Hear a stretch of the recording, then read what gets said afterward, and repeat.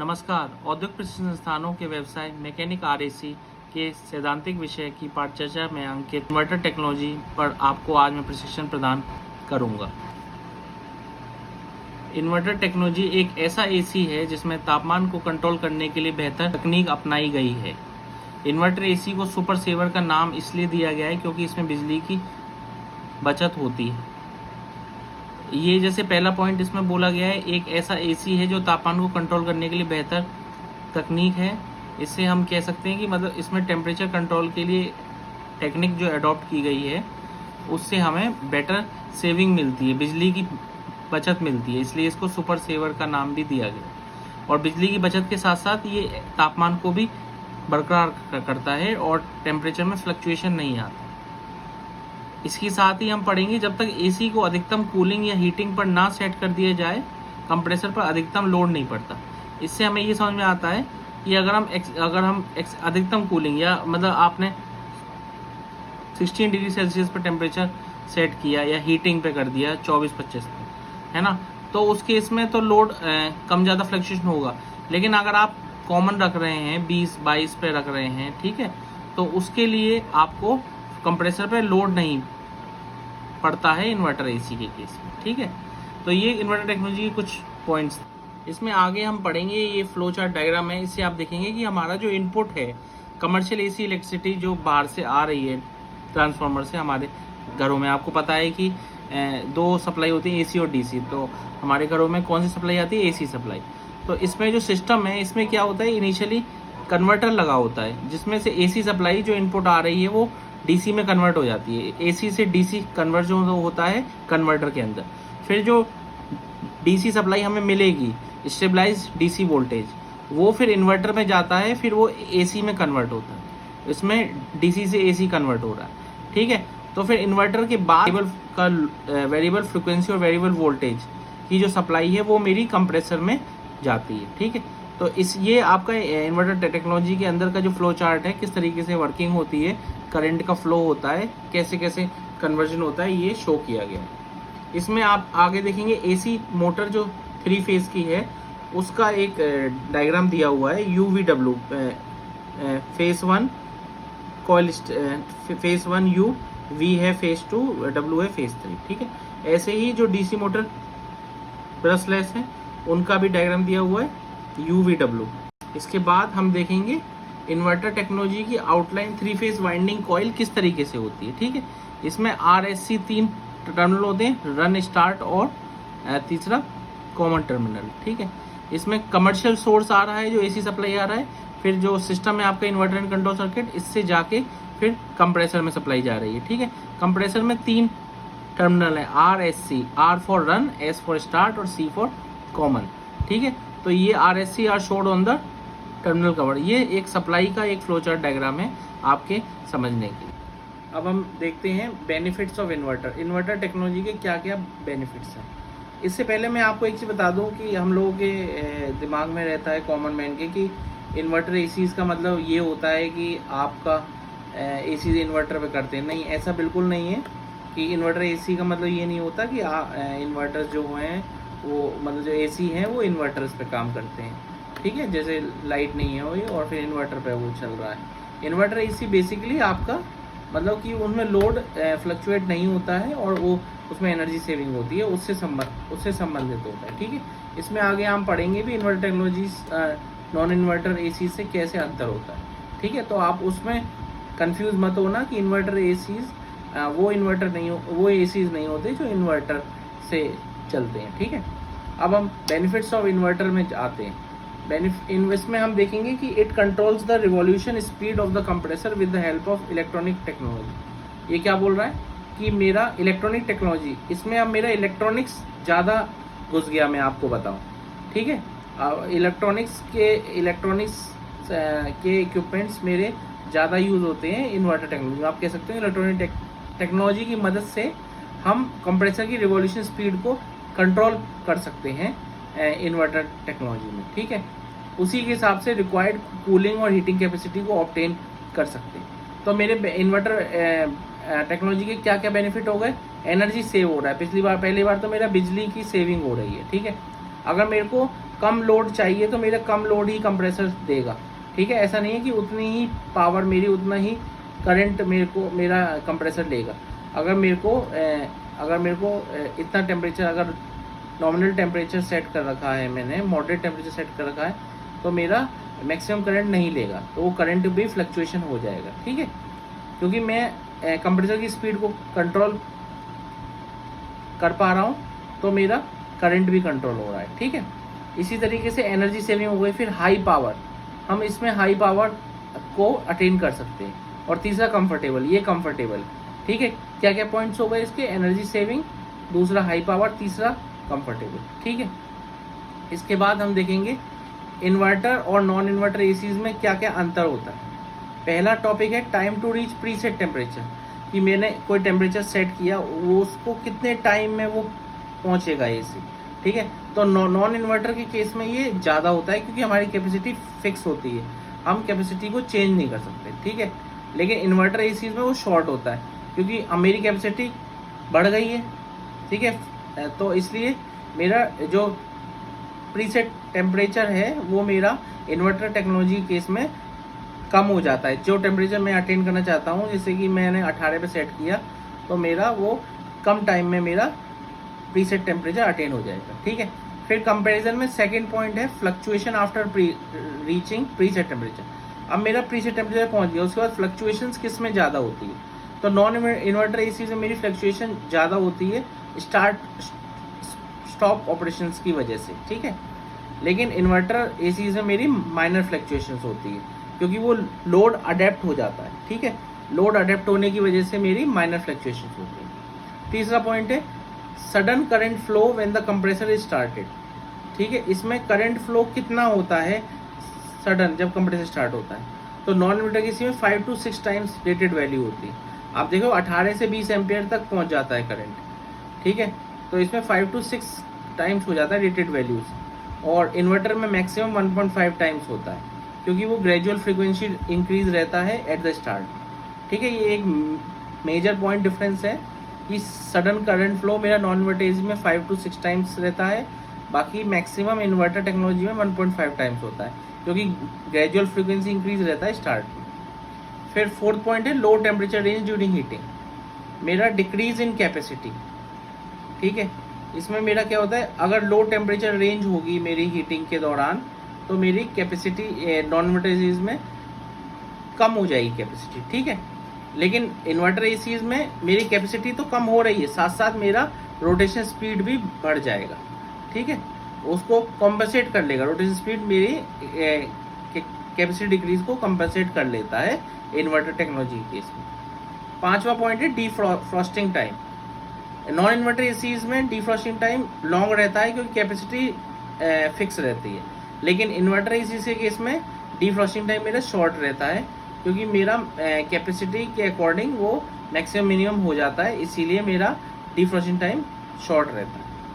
छठा पॉइंट है unit composition, कि किस तरीके से इसकी यूनिट होती है। अब नॉन इन्वर्टर एसीज में एक फ़ायदा ये है कि इसका जो कंपोजिशन है वो सिंपल रहता है, लेकिन इन्वर्टर में आपको पता है इलेक्ट्रॉनिक कंपोनेंट्स जुड़ गए हैं, तो एक्स्ट्रा पार्ट्स रिक्वायर्ड, ठीक है। तो इसका कंपोजिशन थोड़ा सा कॉम्प्लिकेटेड हो जाता है, थोड़ा सा इसका कंपोजिशन सिंपल नहीं है, कॉम्प्लिकेटेड है थोड़ा, क्योंकि मेरे इलेक्ट्रॉनिक आइटम्स भी इसमें मेरे ऐड हो गए हैं इन्वर्टर टेक्नोलॉजी में। सातवां है ट्रबल डायग्नोसिस मेंटेनेंस। तो नॉन इन्वर्टर टेक्नोलॉजी की मेंटेनेंस इजी है, और इन्वर्टर एसी क्योंकि इसमें इलेक्ट्रॉनिक कंपोनेंट जुड़ गए हैं, और इनके इलेक्ट्रॉनिक्स कंपोनेंट के रिपेयर में थोड़ा सा हाई टेक्निकलिटी यूज होती है, तो वो कॉम्प्लिकेटेड है। तो जो ये लास्ट दो पॉइंट है, ये मेरे नॉन इन्वर्टर टेक्नोलॉजी के बेटर पॉइंट्स बता रहे हैं, यूनिट कंपोजिशन और ट्रबल डायग्नोसिस। लेकिन ऊपर के जो 5 पॉइंट है, इसमें क्या बेटर बताया जा रहा है कि इन्वर्टर मेरी जो टेक्नोलॉजी है वो ज़्यादा बेटर है, ठीक। नॉन इन्वर्टर और इन्वर्टर के बारे में और हम डिफरेंसेस एक फ्लो चार्ट डायग्राम के अकॉर्डिंग देख सकते हैं। आप देखेंगे पहले इन्वर्टर केसी में क्या हो रहा है, पावर सप्लाई मेरी 50 हर्ट्ज आती है इंडिया में, ठीक है। फिर वो इन्वर्टर सर्किट से मूव हुई, फिर कंप्रेसर स्पीड मेरी फ्लक्चुएट हो रही है मैक्सिमम मिनिमम, आप देख सकते हैं 4 मीटर हैं उसके अकॉर्डिंग। फिर मेरी मैक्सिमम पावर मीट हो रही है, मिनिमम पावर मीट हो रही है, और मेरी वाइड रेंज का मेरा टेम्परेचर मिल सकता है इन्वर्टर टेक्नोलॉजी की मदद से। लेकिन नॉन इन्वर्टर में क्या हो रहा है, मेरा 50 हर्ट्ज सप्लाई जा रही है, कंप्रेसर स्पीड मेरी कांस्टेंट है, तो मेरा जो पावर अटेंड है वो कांस्टेंट है, एक ही पावर अटेंड हुआ है, और मेरी नैरो रेंज है, जो टेम्परेचर मेरी पावर देगी वही अटेंड हो गई। ठीक है, ये एक बेसिक फ्लो चार्ट डायग्राम है जिससे आप समझ सकते हो कि इन्वर्टर टेक्नोलॉजी और नॉन इन्वर्टर टेक्नोलॉजी में क्या अंतर है।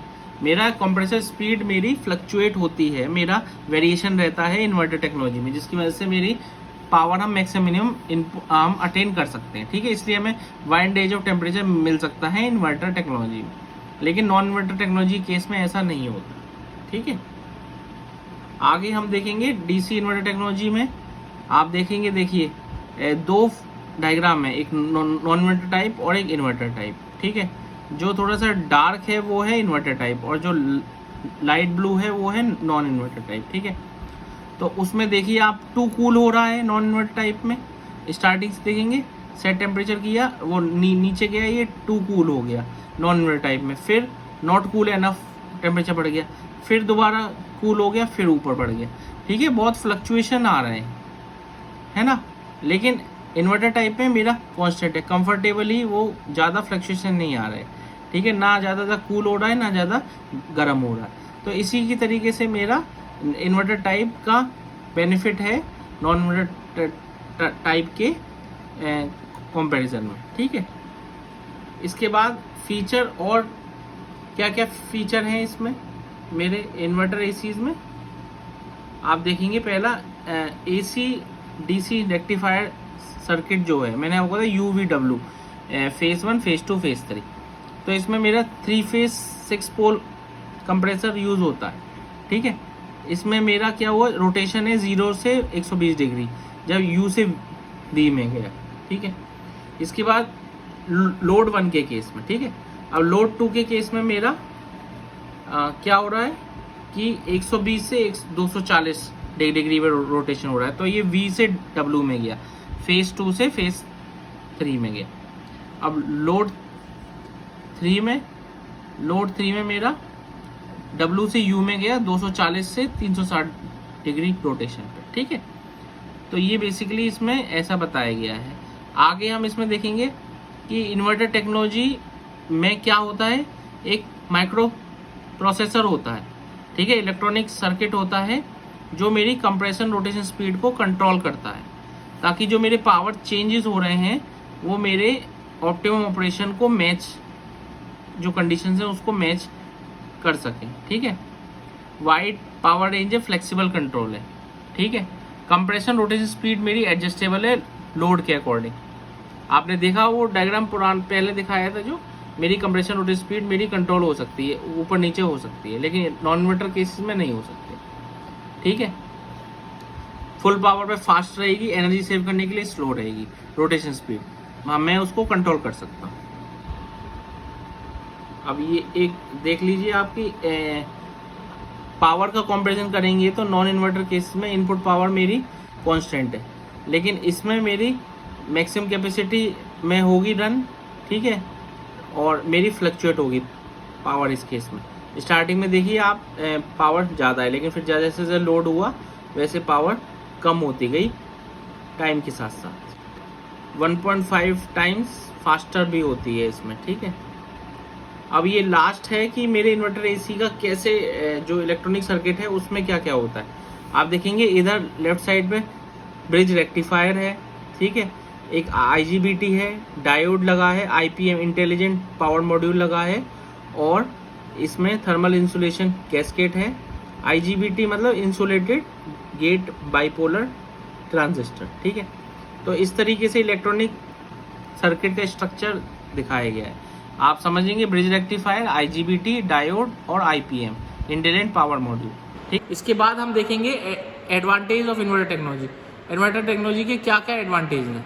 पहला पॉइंट है एनर्जी सेविंग। सबसे पहले हम बोलते हैं बिजली का बिल कम आता है हमारे, जैसे आप देख रहे हो कि जो पावर की यूनिट है वो बढ़ती जा रही है, तो हमारा जो मेन फोकस है कि कैसे करके बिजली का बिल कम आए, तो इसीलिए इन्वर्टर टेक्नोलॉजी का प्रयोग होता है, क्योंकि इसमें एनर्जी सेविंग होती है।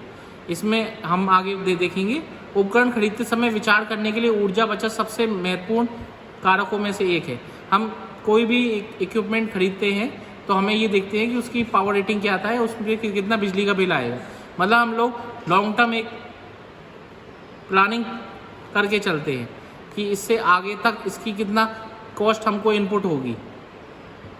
लंबे समय में लाभ प्रारंभिक लागत को कम कर देता है। अच्छा, इसमें मैं एक चीज़ बताऊंगा आपको, इन्वर्टर एसी और नॉन इन्वर्टर एसी में, नॉन इन्वर्टर एसी की कॉस्ट कम होती है, इन्वर्टर एसी की कॉस्ट ज़्यादा होती है। अगर आप मार्केट में जाएंगे तो एमआरपी इन्वर्टर एसी की ज़्यादा होगी, लेकिन अगर आप लॉन्ग टर्म में देखेंगे मतलब इलेक्ट्रिसिटी कॉस्ट, इलेक्ट्रिसिटी बिल आप 2 साल 3 साल 4 साल के बाद आप देखेंगे तो आप दोनों में कंपैरिजन करेंगे तो इन्वर्टर टेक्नोलॉजी से आपको ज़्यादा फ़ायदा होगा, उसमें आपको कम पैसे खर्च करने पड़े नॉन इन्वर्टर एसी के मुकाबले। ठीक है, इन्वर्टर तकनीक पारंपरिक प्रणाली की तुलना में कम ऊर्जा का प्रयोग करती है। ठीक है, कम पावर यूज़ होती है नॉन इन्वर्टर एसी के मुकाबले, इन्वर्टर तकनीक से कम पावर का उपयोग होता है। ठीक है, ऑन ऑफ प्रकार के कंप्रेसर में लार्ज स्टार्टिंग करंट है, कभी कभी रनिंग करंट से 6 गुना अधिक हो जाता है। मैंने आपको बताया था कभी कभी वो 6 गुना अधिक करंट ले लेता है, किसमें, नॉन इन्वर्टर एसी में। लेकिन इन्वर्टर एसी में सिर्फ 1.5 गुना तक ही होता है, 1.5 गुना तक ही जो पीक करंट होता है वो सिर्फ 1.5 गुना तक ही जाता है। इससे रोशनी में झिलमिलाहट आती है और खपत की गई ऊर्जा अधिक होती है। ठीक है, इससे क्या होता है, रोशनी में झिलमिलाहट आती है और खपत की ऊर्जा, ये हम नॉन इन्वर्टर एसी के बारे में बात कर रहे हैं। आमतौर पर बिजली की खपत में 20 से 30% खपत आती है। अगर हम कंपैरिजन करेंगे तो दोनों में बिजली के बिल में आपको 20 से 30% की बचत आपको उसमें दिखाई देगी। तो अगर हम लॉन्ग टर्म प्लानिंग में देखेंगे तो इन्वर्टर टेक्नोलॉजी आपको कॉस्ट सेविंग है। इसके बाद एक हमने स्टडी किया, एनर्जी सेविंग में स्टडी किया, उसमें क्या बता रहा है कि 1 साल के लिए आपका 1.5 HP का इन्वर्टर और एक 1.5 HP का नॉन इन्वर्टर में आपने कंपैरिजन किया तो हमने देखा कि किसमें क्या सेविंग हमें मिल रही है। ठीक है, एक 16.5 स्क्वायर मीटर का कमरा है और मेरा टेम्परेचर सेट किया है मैंने 25 डिग्री सेंटीग्रेड पे। फैन स्पीड और हायर आउटडोर टेम्परेचर है मेरा 33 डिग्री टेम्परेचर, आउटडोर टेम्परेचर है 33 डिग्री सेंटीग्रेड और सेट टेम्परेचर है मेरा 25 डिग्री सेंटीग्रेड, और उसका ऑपरेशन आवर्स पर डे कितना है, 8 घंटे का, 8 आवर्स का। ठीक है, अब नॉन इन्वर्टर एसी में देखा कि मेरी डेली कंजप्शन हो रही है 9.51 किलोवाट आवर, मतलब 9.51 यूनिट वो डेली खर्च कर रहा है। अगर 1 साल में देखेगा तो आपकी 3471 किलोवाट यूनिट मेरी खर्च हो रही है। ठीक है, ऐसे ही अगर हम इन्वर्टर यूनिट देखेंगे तो मेरी 4.83 किलोवाट मेरी डेली की कंजप्शन है, और ईयर की देखेंगे तो 365 डेज से इंटू करके मेरी आ रही है 1771। तो आप देखोगे कि जस्ट 50% आपकी कम बिजली खर्च हो रही है इन्वर्टर यूनिट आप यूज़ करेंगे। ये एक्चुअल फैक्ट्स हैं जो मैं आपसे साथ शेयर कर रहा हूँ। ठीक है, तो आप देखोगे कि नॉन इन्वर्टर यूनिट आप यूज़ कर रहे हो और 8 आवर्स की आपकी डेली ऑपरेशनल उसका ड्यूरेशन है, तो मेरी 1 साल में मेरी 3471 किलोवाट आवर बिजली कंजप्शन हो रही है। लेकिन इन्वर्टर यूनिट मेरी 1763 किलोवाट आवर मेरी कंजप्शन यूज़ हो रही है। ठीक है, तो ये हम बता सकते हैं कि एनर्जी सेविंग में कितना मेरा रोल प्ले करता है इन्वर्टर एसी। दूसरा है कंफर्ट, कंफर्ट भी आप देखेंगे। ठीक है, कंफर्ट मतलब कितना आरामदायक है। उपयोगकर्ताओं का आराम इस प्रणाली का एक और फायदा है। स्टार्टअप के दौरान कंप्रेसर कमरे को त्वरित शीतलन प्रदान करने के लिए पूरी गति से चल सकता है। वांछित कमरे के तापमान को प्राप्त करने के बाद कंप्रेसर की गति को कमरे के आवश्यक शीतलन भार के आधार पर चर आवर्ती ड्राइव का उपयोग करके विनियमित किया जाता है। ठीक है, जैसे आपका टेम्परेचर आपने टेम्परेचर सेट कर दिया, उसके बाद देखा कि अगर कमरा ठंडा हो गया तो उसकी स्पीड उसी हिसाब से वो कम हो जाती है इन्वर्टर एसी के केस में। ठीक है, अपनी नॉर्मल स्पीड में आ जाती है अगर आपने टेम्परेचर वैसे सेट किया हुआ है। ठीक है, उसमें ऐसा नहीं है कि आपने जो स्टार्टिंग से अपनी कमरे स्पीड है वही रहती है। जब एक बार कमरा ठंडा हो जाता है उसके बाद स्पीड वो नॉर्मल वे में आ जाती है। ठीक है, कंप्रेसर के ऑन ऑफ प्रकार की तुलना में तापमान का उतार चढ़ाव न्यूनतम होता है, और इस केस में तापमान ऊपर नीचे नहीं होता, तापमान कांस्टेंट रहता है। आपने 25 पे सेट किया तो 25 पे ही रहेगा। ठीक है, ये रहने वालों के लिए आरामदायक वातावरण प्रदान करता है। तो बेसिकली ये भी कंफर्ट, एक आरामदायक वातावरण, कंफर्ट जोन ज़्यादा होती है इन्वर्टर एसी में नॉन इन्वर्टर एसी के मुकाबले। इसमें तीसरा और जो मोस्ट इम्पॉर्टेंट है, एनवायरनमेंट फ्रेंडली, ओजोन फ्रेंडली। जो इन्वर्टर एसी है वो मेरे ओजोन फ्रेंडली हैं। ठीक है, अधिकांश इन्वर्टर प्रणाली में ओजोन फ्रेंडली रेफ्रिजरेंट जैसे R410A का उपयोग किया जाता है। ठीक है, इसमें कौन सी गैस का प्रयोग किया जाता है? R410A। इस रेफ्रिजरेंट में R22 की तुलना में केवल HFC होता है। बाकी जो मेरे नॉन इन्वर्टर एसीज में R22 यूज़ होता हुआ आया है। अभी 1 जनवरी 2020 से मेरा R22 की भी प्रोडक्शन बंद हो गई है। ठीक है, लेकिन R22 की तुलना में जो R410 है, जो मेरा इन्वर्टर एसी में यूज़ हो रहा है, इसमें सिर्फ HFC होता है। ठीक है, और जो एक अतिरिक्त क्लोरीन घटक होता है जो पृथ्वी की ओजोन परत को नष्ट कर देता है। ठीक है, तो इसलिए ये ओजोन फ्रेंडली है। इस तरह के रेफ्रिजरेंट के बारे में पूछताछ करें कि कुछ इंस्टॉलर ग्रुप में उपयोग किया जाता है, क्योंकि R22 का उपयोग करना सस्ता है, लेकिन R410 की तुलना में सस्ता है, लेकिन इसकी लागत कम है। हम R22 यूज़ करते थे क्योंकि वो R410 से सस्ता है, लेकिन वो ओजोन डिप्लीशन गैसेज जो CFC निकलती है, जिससे ओजोन मेरा डिप्लीशन होता है, लेकिन R410 है उससे मेरा ओजोन लेयर डिप्लीशन नहीं होता है। तो मेरा जो इन्वर्टर एसी में गैस यूज़ हो रही है वो मेरी ओजोन फ्रेंडली गैस है। चौथा पॉइंट है क्वाइट ऑपरेशन। इसमें आवाज़ नहीं आती है। ठीक है, एक क्वाइट ऑपरेशन एक अन्य विशेषता है जो इन्वर्टर प्रौद्योगिकी प्रदान करता है। भारी इकाई जिसमें इन्वर्टर कंप्रेसर होता है वह गैर इन्वर्टर कंप्रेसर की तुलना में बहुत शांत होता है। ठीक है, इसलिए आपको सोते समय शोर के बारे में चिंता करने की जरूरत नहीं होती। ठीक है, तो ये 4 पॉइंट हैं जो एडवांटेजेस हैं इन्वर्टर एसी के नॉन इन्वर्टर एसी के मुकाबले। तो हमने पढ़े applications of inverter technology. First पढ़ा हमने एनर्जी सेविंग, सेकंड है आपका कंफर्ट, तीसरा ओजोन फ्रेंडली, और फोर्थ है क्वाइट ऑपरेशन।